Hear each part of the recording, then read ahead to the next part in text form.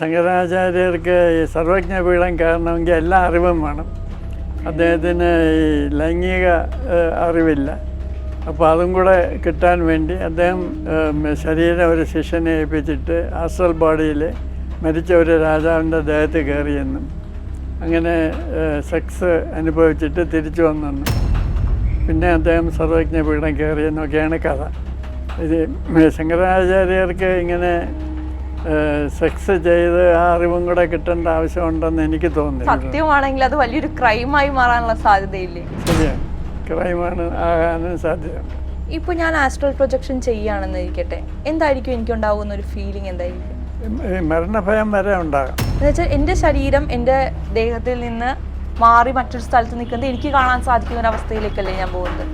ആ, എനിക്കിഷ്ടമുള്ള സ്ഥലത്തേക്ക് എനിക്ക് പോകാൻ പറ്റും. അത് ആദ്യം പറ്റത്തില്ല. ഇത് എക്സ്പീരിയൻസ്ഡ് ആസ്ട്രൽ പ്രൊജക്ഷൻ ചെയ്യുന്നവർ പറയുന്നത് അവർക്ക് ചന്ദ്രന് വരെ പോയിട്ട് വരാം. ഈ ജനിക്കുന്ന ആൾക്ക് ഈ പഴയ കാലം ഓർമ്മയുണ്ടാവും? ആ, അതെ. ഈ റിംപോച്ചെ എന്നാണ് പറയുന്നത്. ഇങ്ങനെ മിക്കവാറുമുള്ള റിംപോച്ചകൾക്കെല്ലാം ഓർമ്മയുണ്ടാവും, ഞാൻ ഇന്ന ലാമ ആയിരുന്നു, ഇതെൻ്റെ അടുത്ത ജന്മമാണ്. പക്ഷേ ഇത് പ്രധാനപ്പെട്ട ഒരു കാര്യം, എല്ലാവർക്കും ഇങ്ങനെ ഇത് സാധ്യമല്ല. സർ, ഈ ആത്മാവ് എന്ന് പറഞ്ഞൊരു സംഭവമുണ്ടോ? കുറേ വൈബ്രേഷനിൽ കൂടെ എക്സ്പ്രസ് ചെയ്യുന്നതിനാണ് ആത്മാവെന്ന് പറയുന്നത്. അതൊരു സാധനം ആണെന്ന് എനിക്ക് വിചാരമുണ്ട്. ഓക്കെ, അതൊരു തോട്ട് അങ്ങനെ നമുക്ക് വിശ്വസിക്കാവോ? ഒരു vibrational complex, collection of vibrations. Okay, ഇപ്പോൾ ഈ ആസ്ട്രൽ പ്രൊജക്ഷൻ എന്ന് പറയുന്ന ഒരു സംഭവമുണ്ട്. എനിക്ക് തോന്നുന്നു ഇന്നത്തെ കാലത്ത് വളരെയധികം പ്രാക്ടീസ് ചെയ്യാൻ ആൾക്കാർ ആഗ്രഹിക്കുന്ന ഒരു സംഭവമാണ് ആസ്ട്രൽ പ്രൊജക്ഷൻ. എങ്ങനെയാണ് ഈ ഒരു ആസ്ട്രൽ പ്രൊജക്ഷൻ സംഭവിക്കുന്നത്? നമുക്ക് ഒരു സൂക്ഷ്മ ശരീരം ഉണ്ടെന്ന് വിശ്വസിക്കുന്നവർ പറയാൻ ഇഷ്ടപ്പെടുന്നത് നമ്മളുടെ സൂക്ഷ്മ ശരീരം നമ്മുടെ സ്ഥൂല ശരീരത്തിൽ നിന്ന് വിട്ട് വെളിയിൽ പോകുന്നു എന്ന് പറയാനാണ് ഇഷ്ടപ്പെടുന്നത്. പക്ഷേ പാരാസൈക്കോളജിയിൽ വേറെയൊക്കെ എക്സ്പ്ലനേഷൻസ് ഉണ്ട്. ഒരു എക്സ്പ്ലനേഷൻ ട്രാവലിംഗ് ക്ലെയർവോയൻസ് എന്നാണ്. അതായത് നമ്മളുടെ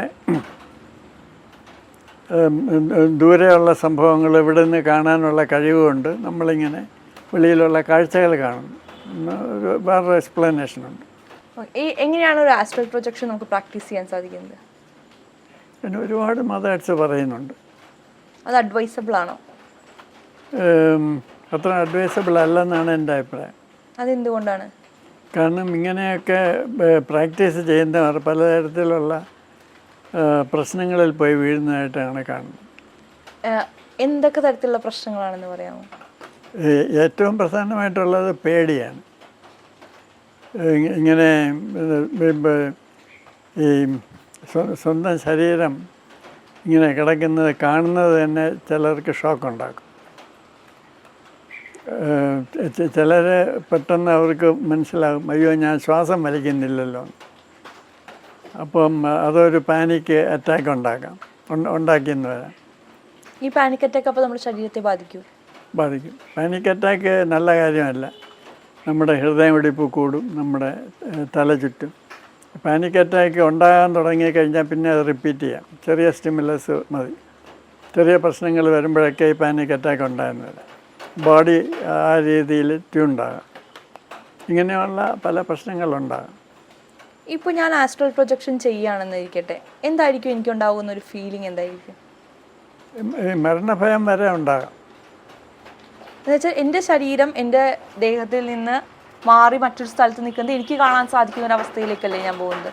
ശരീരത്തിനൊന്നും ഫീൽ ചെയ്യില്ല. ഫീൽ ചെയ്യുന്നത് വ്യക്തിക്കാണ്, എനിക്കാണ്. ആ സമയത്ത് എനിക്ക് സഞ്ചരിക്കാൻ സാധിക്കും.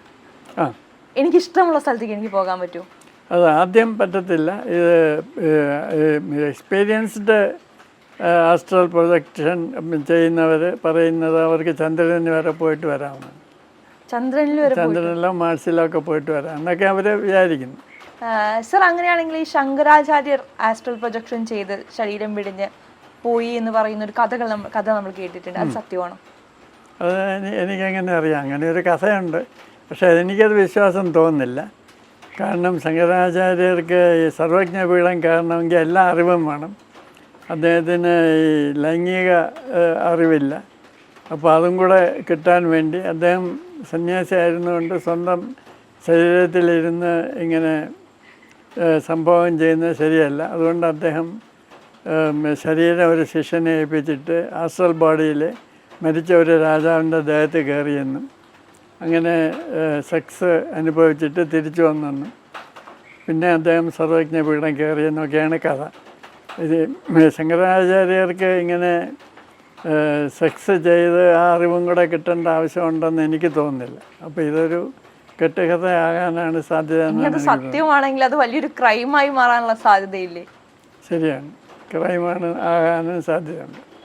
അപ്പോൾ ഈ ആസ്ട്രൽ പ്രൊജക്ഷൻ്റെ പ്രാക്ടീസ് എന്നൊക്കെ പറയുന്നത് ഒരു തരത്തിൽ നമ്മുടെ സമൂഹത്തിന് ഹാം ചെയ്യാൻ പോകുന്ന ഒരു സംഭവമല്ലേ ഇൻ ഫ്യൂച്ചർ? കാരണം ഇപ്പം എല്ലാവരും നമ്മൾ യൂട്യൂബിൽ ഒരു സെർച്ച് എടുത്ത് നോക്കിക്കഴിഞ്ഞാൽ നമുക്ക് ആസ്ട്രൽ നടിക്കുമ്പോഴേക്കും തന്നെ അതിൻ്റെ ഒരു 150 ഓപ്ഷൻസ് നമുക്ക് വരികയാണ്. അപ്പോൾ അത്രയും പേര് സെർച്ച് ചെയ്യുന്നത് കൊണ്ടാണ്, അപ്പോൾ അത് അത്രയും പേര് പ്രാക്ടീസ് ചെയ്യാൻ ആഗ്രഹിക്കുന്നത് കൊണ്ടാണ്. സോ ഭാവിയിൽ അതൊരു ഇന്ന് നമ്മൾ ഇപ്പം ഈ ഗ്ലോബൽ വാർമിങ്ങിനെങ്കിലും പേടിക്കുന്ന പോലെ ഭാവിയിൽ നമ്മൾ ഈ ആസ്ട്രൽ പ്രൊജക്ഷനൊക്കെ പേടിക്കേണ്ട അവസ്ഥയിലേക്ക് നമ്മൾ എത്തും. അതിന് സാധ്യത കുറവാണെന്നാണ് എൻ്റെ വിചാരം. കാരണം നേച്ചർ തന്നെ ഇതിന് ചില തടസ്സങ്ങൾ ഉണ്ടാക്കുന്നുണ്ടെന്നാണ് എൻ്റെ വിചാരം. ഏത് തരത്തിലാണ് നാച്ചുറലിനായിട്ട് അതിന് തടസ്സങ്ങൾ ഉണ്ടാക്കാൻ സാധിക്കുന്നത്? അതായത് നമ്മൾ സിദ്ധികൾ ദുരുപയോഗം ചെയ്യാൻ ശ്രമിക്കുമ്പോൾ ആ സിദ്ധികൾ അപ്രത്യക്ഷമാകും. ഒരു പ്രാക്ടിക്കൽ ആപ്ലിക്കേഷൻ വേണ്ടി ശ്രമിക്കുമ്പോൾ ഇത് നടക്കില്ല. അതിപ്പോൾ ഈ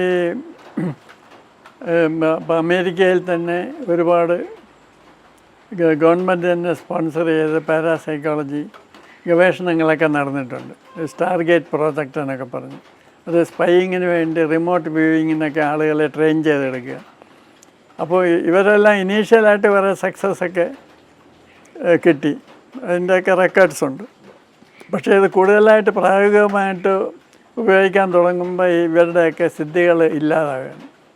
അതിപ്പോൾ ചൈനയിൽ 20 സൂപ്പർ സൈക്കിക്സ് എന്നൊക്കെ പറഞ്ഞ് അവർ കൊണ്ടുവന്നു.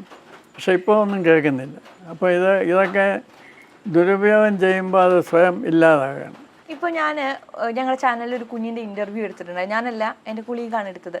ആ ഇൻ്റർവ്യൂവിൽ ആ കുഞ്ഞ് പറയുന്നത് ആ കുഞ്ഞ് കൈലാസത്തിലേക്ക് പോയി, അവിടെ ശിവനെയും പാർവതിയെയും ഗണപതിയെയും എല്ലാം കണ്ടു, അവർക്കൊപ്പം ഇരുന്ന് ഭക്ഷണം കഴിച്ചു. ഇതെല്ലാം സാധിച്ചത് മെഡിറ്റേഷനിലൂടെയാണെന്നാണ് ആ കുഞ്ഞും ആ കുഞ്ഞിൻ്റെ അമ്മയും അച്ഛനും അല്ലെങ്കിൽ അടുത്തുള്ള ബന്ധുക്കളും എല്ലാവരും പറയുന്നത്. അങ്ങനെയാണ്. ഇത്തരത്തിൽ വിശ്വസിക്കുന്ന ഒരു കൂട്ടം ആൾക്കാരുമായി ഞാൻ സംസാരിച്ചിട്ടുണ്ട്. എന്ന് വെച്ച് കഴിഞ്ഞാൽ വേറെ ലോകത്തേക്ക് പോയവർ, സൂര്യനെ തൊടാൻ പോയവർ, സൂര്യനെ പിടിക്കാൻ പോയവർ, അങ്ങനെ ഒരുപാട് പേരുണ്ട്. ഇതിന് പിന്നിലൊരു സയൻസ് എന്തായിരിക്കും? അപ്പോൾ ഇതിൻ്റെ പിന്നിലുള്ള സയൻസ് നമ്മളുടെ ഇമാജിനേഷൻ കൊണ്ട് നമുക്ക് പലതും തോന്നും. എനിക്ക് പണ്ടൊരു ആളിനെ അറിയാമായിരുന്നു. ഏത് ദൈവത്തിനെ വേണമെങ്കിലും കാണിച്ചു കൊടുക്കും. അപ്പോൾ ഇദ്ദേഹം പറയുന്ന ആദ്യം ദക്ഷിണ കൊടുക്കണം, അത് നല്ലൊരു തുകയായിരിക്കണം. പിന്നെ ഇദ്ദേഹം പറയണം 41 ദിവസം വ്രതം എടുത്തിട്ട് വരണം, നോൺ വെജിറ്റേറിയൻ ഒന്നും കഴിക്കാൻ പാടില്ല, കള്ളം പറയാൻ പാടില്ല. 41 ദിവസം കഴിഞ്ഞ് ഏത് ദൈവത്തിനെയാണ് കാണേണ്ടത്? അപ്പോൾ ഇദ്ദേഹം ഇപ്പോൾ അയ്യപ്പനെ കാണണം. അപ്പോൾ തിരുവനന്തപുരത്തുള്ള ഒരു അയ്യപ്പ ക്ഷേത്രത്തിൽ കൊണ്ടുപോകും. നട തുറക്കുന്ന സമയത്ത് എന്നെ തൊട്ടുകൊണ്ട് നോക്കിയാൽ വിഗ്രഹത്തിന് പകരം നിങ്ങൾക്ക് സാക്ഷാൽ അയ്യപ്പനെ കാണാം. ഇങ്ങനെ ഒരുപാട് പേരെ കണ്ടെന്നും പറയുന്നു. അത് കാണുകയും ചെയ്യും. കാരണം 41 ദിവസം ഇതിനു വേണ്ടി ഇയാൾ ബുദ്ധിമുട്ടി വ്രതമൊക്കെ എടുത്ത് ഇരിക്കുമ്പോൾ ഇയാളുടെ അങ്ങറ്റം ഇയാൾ പ്രതീക്ഷയിലിരിക്കുകയാണ്. അപ്പോൾ തീർച്ചയായിട്ടും കാണുകയാണ്. അതൊരു അതിശയമില്ല. ഈ മെഡിറ്റേഷൻ കൊണ്ട് അസുഖം മാറിയെന്ന് പറഞ്ഞിട്ടൊരു കുഞ്ഞ് വന്നിട്ടുണ്ടായിരുന്നു. എന്നുവെച്ചാൽ ആ കുട്ടിക്ക് കാലിന് എന്തോ പ്രശ്നം ഉണ്ടായിരുന്നു, മജ്ജയ്ക്കാണെന്ന് തോന്നുന്നു. അത് എക്സ്റേ ഒക്കെ എടുത്തപ്പോൾ ആ പ്രശ്നം കണ്ടിട്ടുണ്ടായിരുന്നു. പക്ഷേ ശേഷം ഈ മെഡിറ്റേഷൻ ചെയ്തതിന് ശേഷം ആ കുഞ്ഞ് നടക്കാനുള്ള ബുദ്ധിമുട്ടെല്ലാം മാറി, ഇപ്പോൾ ഓടിച്ചാടി നടക്കുന്നുണ്ടെന്നാണ് പറയുന്നത്. അത് മെഡിറ്റേഷൻ തന്നെ വേണമെന്നില്ല. പെന്തിക്കോസ്തുകാരുടെ പ്രാർത്ഥന, ഇങ്ങനെ ഒരുപാട് രീതിയിൽ ഫെയ്ത്ത് ക്യൂർ നടക്കുന്നുണ്ട്. അത് എൻ്റെ ഒരു സുഹൃത്ത്, ഒരു ഡോക്ടറുണ്ട്. അദ്ദേഹം ഈ ക്യാൻസർ പ്രിവെൻഷനിൽ വർക്ക് ചെയ്യുന്ന ഡോക്ടറാണ്. അദ്ദേഹം അടുത്ത കാലത്ത് ഒരു ആർട്ടിക്കിൾ എഴുതി, 11 case miraculous queen of cancer. അദ്ദേഹം ഡോക്ടറാണ്. അപ്പോൾ അദ്ദേഹത്തിൻ്റെ അനുഭവത്തിൽ വന്ന 11 കേസുകളാണ്. ഇതിൽ ആദ്യത്തെ കേസ് ഒരു ഡോക്ടർ തന്നെയാണ്. അദ്ദേഹത്തിന് ലങ് ക്യാൻസർ വന്നു. അപ്പോൾ ഇവിടുത്തെ RCCയിലെ പ്രധാന ഡോക്ടർ പറഞ്ഞു 1 മാസത്തിൽ കൂടുതൽ ഇയാൾ ജീവിക്കില്ലെന്ന്. പക്ഷേ ഇയാൾ പെന്തിക്കോസ്തിൽ ചേർന്ന് പ്രാർത്ഥിച്ച് ഇയാളുടെ അസുഖം മാറി. ഇങ്ങനെ 11 കേസ് ഒരു ഡോക്ടർ തന്നെ ഒതൻറ്റിക്കേറ്റ് ചെയ്തിരിക്കുകയാണ്. അപ്പോൾ ഈ അസുഖങ്ങൾ മാറിയെന്ന് വരും. അതിപ്പോൾ എല്ലാവരും ഇന്നത് ചെയ്താൽ മാറുമെന്ന് നമുക്ക് പറയാൻ ഒക്കത്തില്ല. അതെല്ലാ ഘടകങ്ങളും ഒത്തുവരുന്ന ചിലപ്പോൾ അങ്ങനെ സംഭവിച്ചെന്ന് വരാം. ഓക്കെ, ഇനി നമ്മൾ ഈ പാരാസൈക്കോളജിയിലേക്ക് തിരിച്ചു വരികയാണെങ്കിൽ ഈ പാരാസൈക്കോളജിയിൽ പറയുന്നതെല്ലാം സത്യമാണ്? ഈ സത്യം അസത്യം എന്നുള്ളത് ആരാണ് ഈ വിധി കൽപ്പിക്കുന്നെന്നുള്ളതനുസരിച്ചിരിക്കും. പാരാസൈക്കോളജിക്കാർ പറയുന്ന എല്ലാം ബാക്കി പാരാസൈക്കോളജിസ്റ്റുകൾ പോലും സ്വീകരിക്കണമെന്നില്ല. ഇതിനകത്തും തർക്കമുള്ള കാര്യങ്ങളുണ്ട്. ഓക്കെ, നമുക്കത് ലൈക്ക് ഇത് പ്രൂവ് ചെയ്യാൻ പറ്റുന്നത് എങ്ങനെയാണ്? ഈ പ്രൂവ് എന്ന് പറയുന്നതും ആര് പ്രൂവ് ചെയ്യുന്നു, ആർക്ക് വേണ്ടി പ്രൂവ് ചെയ്യുന്നു, ആരാണ് പ്രൂഫ് എത്രമാത്രം അക്സെപ്റ്റബിൾ ആണെന്ന് തീരുമാനിക്കുന്നത്, ഇങ്ങനെയുള്ള ചോദ്യങ്ങളുണ്ട്. അങ്ങ് പാരാസൈക്കോളജിയിൽ വിശ്വസിക്കുന്ന ഒരാളാണ്? ഇതൊരു വിശ്വാസത്തിൻ്റെ പ്രശ്നമേ അല്ല. ഇത് എത്രമാത്രം തെളിവുണ്ട്, എത്രമാത്രം ഈ തെളിവുകൾ അക്സെപ്റ്റബിൾ ആണ് എന്ന് അറിയുന്നത് കൊണ്ടല്ലേ അങ്ങനെ റിസർച്ച് ചെയ്യുന്നത്? അതെ, തീർച്ചയായിട്ടും. എന്തുകൊണ്ടാണ് അതിലൊരു സത്യമുണ്ടെന്ന് അങ്ങ് വിശ്വസിക്കുന്നത്? അത് വളരെ റെസ്പെക്റ്റബിൾ ആയിട്ടുള്ള സയൻറ്റിസ്റ്റുകളാണ് ഈ ഫീൽഡിൽ വർക്ക് ചെയ്തിട്ടുള്ള പലരും. അപ്പോൾ അവർ കളക്ട് ചെയ്ത എവിഡൻസ് നമ്മൾ പൂർണ്ണമായിട്ട് തള്ളിക്കളയേണ്ട കാര്യമില്ല. അതുകൊണ്ട് അതിൽ കുറേ ഫാക്ടർ ഉണ്ടെന്നാണ് എൻ്റെ വിചാരം. സാർ ഇപ്പോൾ പാരാസൈക്കോളജിയുമായി ബന്ധപ്പെട്ട് ഉള്ള വിഷയങ്ങളിൽ പ്രാക്ടീസ് ചെയ്യുന്നില്ലേ? പ്രാക്ടീസ് അല്ല, ഞാൻ ചെയ്യുന്ന റിസർച്ചാണ്, ഗവേഷണമാണ്. ഓക്കെ, അതിൽ സാറായി കണ്ടുപിടിച്ച അല്ലെങ്കിൽ എന്തെങ്കിലും ഫൈൻഡിങ്സ് എനിക്ക് പറഞ്ഞു തരാൻ പറ്റുമോ? ഞാൻ പുസ്തകങ്ങൾ എഴുതുന്നുണ്ട്. ആ പുസ്തകം താല്പര്യമുള്ളവർക്ക് വായിക്കാം. അവർക്ക് അതിൽ പറയുന്ന കാര്യങ്ങൾ എല്ലാം വിശ്വസിച്ചോളണമെന്നോ അംഗീകരിച്ചോളണമെന്നോ എനിക്കൊരു നിർബന്ധമില്ല. എന്നാലും അതിലുള്ള ഒരു തിയറി എനിക്ക് പറഞ്ഞു തരാൻ സാധിക്കുമോ? അടിസ്ഥാനപരമായ ഒരു തിയറി എല്ലാം കോൺഷ്യസ്നെസ്സാണ്, ബോധത്തിൻ്റെ പ്രകടിത രൂപങ്ങളാണ് എല്ലാം എന്നുള്ളതാണ് ഒരു റൂട്ട് തിയറി. എന്നുവെച്ചാൽ നമ്മുടെ ബോധമാണ് നമുക്ക് ചുറ്റുമുള്ള കാര്യങ്ങളെല്ലാം നിയന്ത്രിക്കുന്നത് എന്നുള്ള രീതിയിലാണ്. അല്ല, നമ്മളും ബോധമാണ്, ചുറ്റുമുള്ളതും ബോധമാണ്, നടക്കുന്നതെല്ലാം ബോധത്തിലാണ് നടക്കുന്നത്. ഈ മരണത്തിന് ശേഷം എന്താണ് സംഭവിക്കുന്നത് കുറിച്ച് ഒരുപാട് തിയറികളുണ്ടെന്ന് സാർ പറഞ്ഞു. ഈ മരിച്ചവർക്ക് നമ്മളെ കാണാൻ സാധിക്കുമെന്ന് സാർ വിശ്വസിക്കുന്നുണ്ടോ? സാറിൻ്റെ വിശ്വാസമാണ്, എനിക്കറിയാം അതിന് നമുക്ക് വ്യക്തമായ ഉത്തരം പറയാൻ പറ്റില്ലായിരിക്കും. പക്ഷേ ഈ പാരാസൈക്കോളജിയും എല്ലാം അറിയുന്നത് കൊണ്ട് ചോദിക്കുകയാണ്, അങ്ങനെ ഒരു സംഭവം ഉണ്ടോ? ഈ മരിച്ചവരെ എല്ലാം ഒരേപോലെ അല്ല എന്നാണ് പാരാസൈക്കോളജിയിൽ കൂടുതൽ പേരും പറയുന്നത്. അപ്പോൾ നമ്മളുടെ ഒരു ബന്ധു മരിച്ചു, അപ്പോൾ അയാളുടെ അവസ്ഥ എന്തായിരിക്കും എന്ന് നമുക്ക് ഊഹിക്കാൻ കഴിയില്ല. ചിലപ്പോൾ അയാളൊരു ഇല്ലായ്മയിലേക്ക് പോയെന്ന് വരാം, ചിലപ്പോൾ അയാളൊരു ഉറക്കത്തിലേക്ക് പോയെന്ന് വരാം, ചിലപ്പോൾ അയാളുടെ കർമ്മങ്ങൾ പലരുടെ റീഎക്സ്പ്രസ്ഡ് ആയെന്ന് വരാം, ചിലപ്പോൾ അയാൾ ഒരാളായിട്ട് തന്നെ പുനർജനിച്ചെന്ന് വരാം. അപ്പോൾ ഇങ്ങനെ പല രീതിയിലാണ്. അപ്പോൾ മരിച്ച ഒരാൾക്ക് നമ്മളെ കാണാൻ സാധിക്കുമോ എന്നുള്ള ചോദ്യം അപ്രസക്തമാണ്. കാരണം മരിച്ചു കഴിഞ്ഞാൽ എല്ലാവർക്കും ഒരേ കണ്ടീഷൻ ആകണമെന്നില്ല. അങ്ങനെ ഈ കാണാൻ പറ്റുന്ന സ്റ്റേജിൽ എത്തുന്നവരുണ്ടാകുമോ? ഉണ്ടാകാം, അതൊരു തിയററ്റിക്കൽ പോസിബിലിറ്റിയാണ്. അപ്പോൾ ഈ പുനർജന്മത്തിൽ എന്തെങ്കിലും സത്യമുണ്ടോ? അതെ, അത് ചില ആളുകളുടെ വൈബ്രേഷണൽ കോംപ്ലക്സ് അതേപോലെ റീഎക്സ്പ്രസ്ഡ് ആകുമ്പോൾ പുനർജന്മമെന്ന് പറയും. അത് ഞാൻ ഈ ടിബറ്റൻ ലാമമാരുമായിട്ട് സംസാരിച്ചിട്ടുണ്ട്. അവർക്കാണ് ഏറ്റവും ക്ലിയറായിട്ട് ഇതിനെപ്പറ്റി ഒരു വിഷനുള്ളത്, തിയറി ഉള്ളത്. അവർ പറയുന്നത് വളരെയധികം എവോൾവ് ആയിട്ടുള്ള ഒരു ലാമയ്ക്ക്, ഇൻ്റഗ്രേറ്റഡ് ആയിട്ടുള്ള ഒരു ലാമയ്ക്ക് വില്ല് ചെയ്യാം, ഞാൻ ഇതേപോലെ തന്നെ പുനർജനിക്കണമെന്ന്. അപ്പോൾ അയാൾ മരിക്കുന്ന സമയത്ത് ശിഷ്യന്മാരോട് പറയും, ഞാൻ ഇന്ന ഡേറ്റിൽ ഇന്നടത്ത് പുനർജനിക്കും, നിങ്ങളവിടെ വന്ന് എന്നെ കാണണം. അപ്പോൾ ഇവർ ഈ ലാമയുടെ കുറേ സാധനങ്ങളൊക്കെ എടുത്ത് ആ കുട്ടിയെ കാണാൻ പോവുകയാണ്.